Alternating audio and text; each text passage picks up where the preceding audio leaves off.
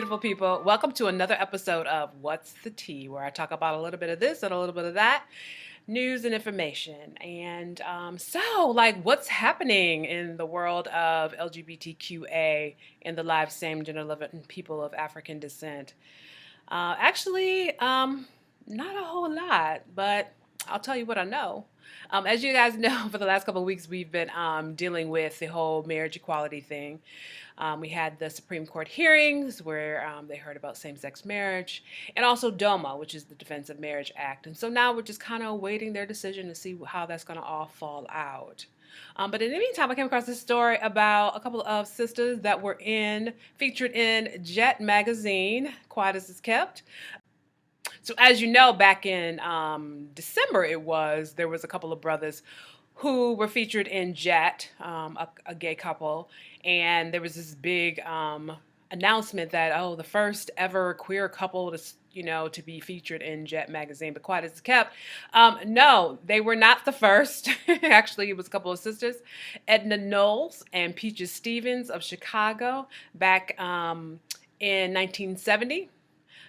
In the October issue of Jet, I think it was October 14th, something to that effect. Anyways, they were a featured couple in Jet magazine way back in 1970, which is kind of interesting because if you remember, there was a little fallout about Jet featuring this gay couple in Jet magazine. It looked like at one point they were going to put the couple in, and then they weren't going to put the couple in, and then at the end of the day, they did put the couple in the magazine. But no, actually, they were not the first.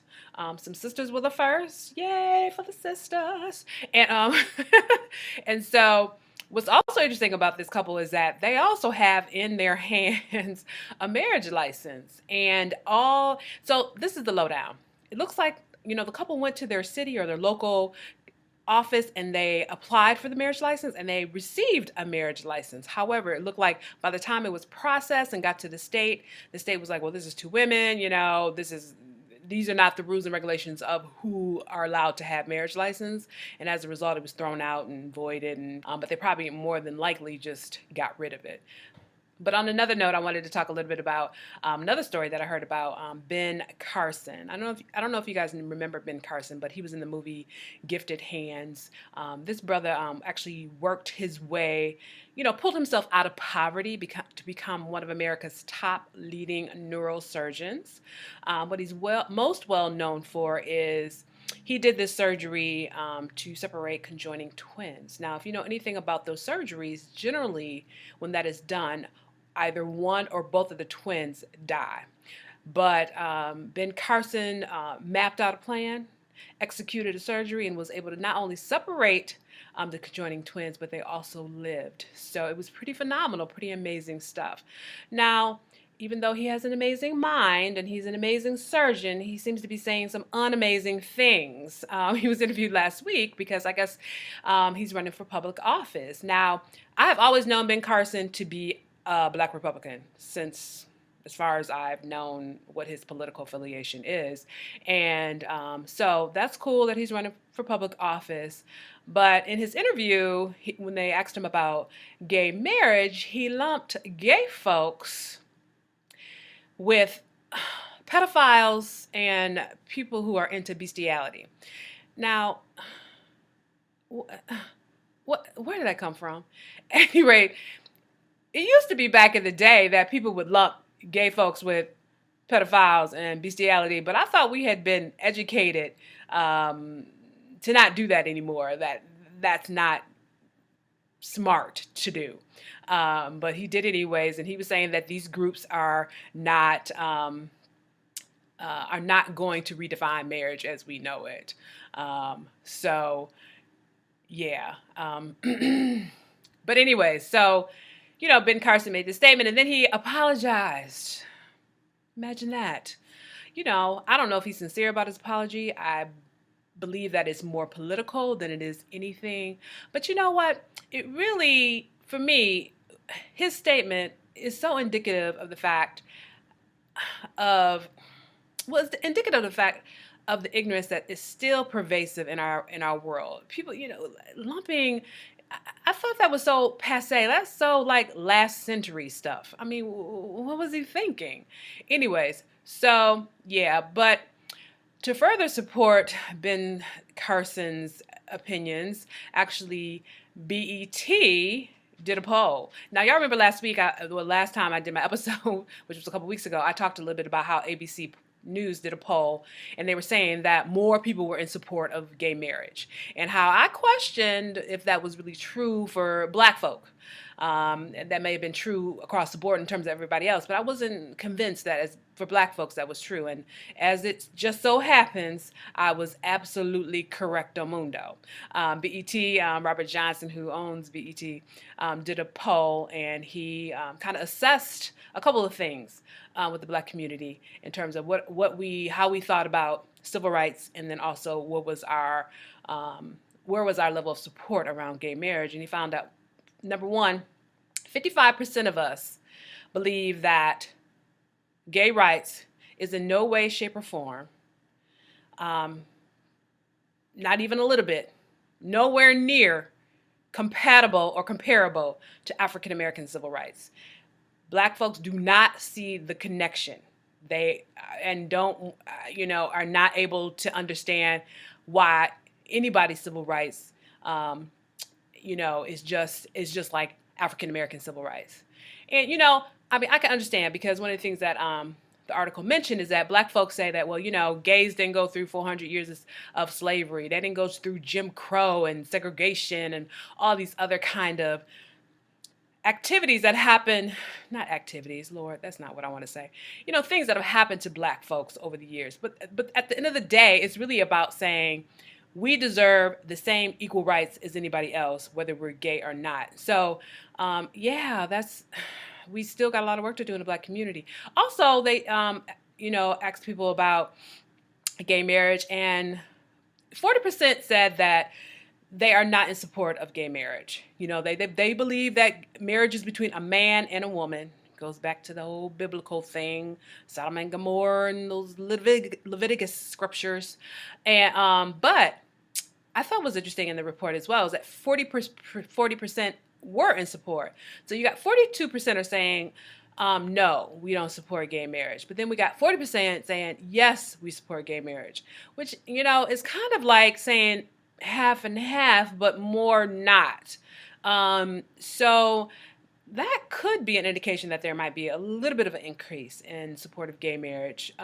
But, those polls, if you do a little bit of research, try to dig through them, you might find out some other information. The other thing that was interesting, and really goes back to the other two results, is that, 33% was like, ministers have every right to oppose homosexuality. And then 30% was like, no, it's wrong for ministers to do that. So again, we're kind of torn about how we want to support, how we want to think about this whole gay marriage thing. But it's clear at the end of the day, Black folks are not as supportive as we would like them to be. And that as in Ben Carson's statement, I think there's still a lot of ignorance going on in our community in terms of understanding the issue of homosexuality.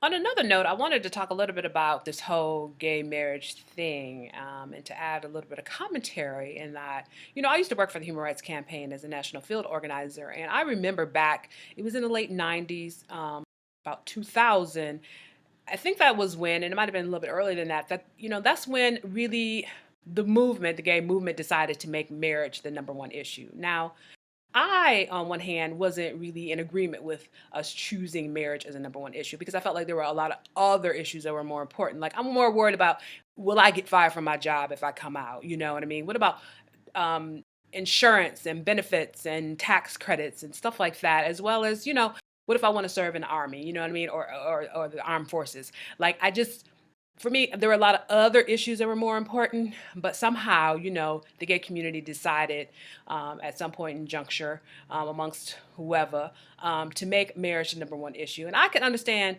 in some respects, choosing one issue to really focus on.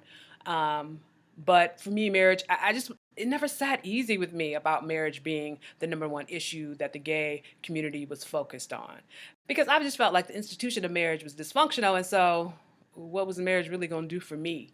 And a lot of times it's the person of color, there's more important things like, income. I don't want to worry about losing my job. And also, I wanted a bigger picture um, civil rights bill, something that protected me, broadly and widely. But like I said, some folks make some decisions, and that's what happened. And then as a result, that's where we are now. Now, on the flip side, I want to talk a little bit about the Black community. Now, we keep hanging on to the Bible. We hang on to the Bible when we want to hang on to the Bible for things that we want to hang on to the Bible for, and the other things we let go. And we keep hanging on to the Bible when it comes to this issue of homosexuality. I mean, there's nothing more discouraging and more disenchanting for people to continue to keep talking about Sodom and Gomorrah and the Leviticus scriptures. It's old news, boo boo. And at the same time, people know that there are, same gender loving people in their congregations and that are part of their church families. I also think that I don't really believe that Black folks are really homophobic. I think we're something else. But in terms of what the definition of homophobia is, on one hand, I think that we are all right with the choir director being, or the musician being gay, or, sister, evangelist, missionary, so-and-so being, not married, and we don't really know. On one hand, we can live with all that, but on the other hand, we want to, talk about it's unnatural, and that marriage is between a man and a woman, and, really, call out those beliefs in the name of God, when I thought God was about love, and who are we to judge, and who are we when we're imperfect? So I think on one hand, we have a gay community that has decided on the number one issue in terms of gay and lesbian civil rights. And on the other hand, we have a Black community that's holding on to traditional religious beliefs in terms of their opinion about gay marriage and homosexuality. And as a result, there's no meeting in the middle. It's hard to figure out what to do to influence, I think, the Black community in terms of reconciling this issue, or being a little bit more progressive about it, or becoming just more accepting and affirming of the folks that are in our communities. Because they are our families. They're our brothers and our sisters and our uncles and our aunts and our, our friends and our loved ones, and, our godsons and our, godmothers.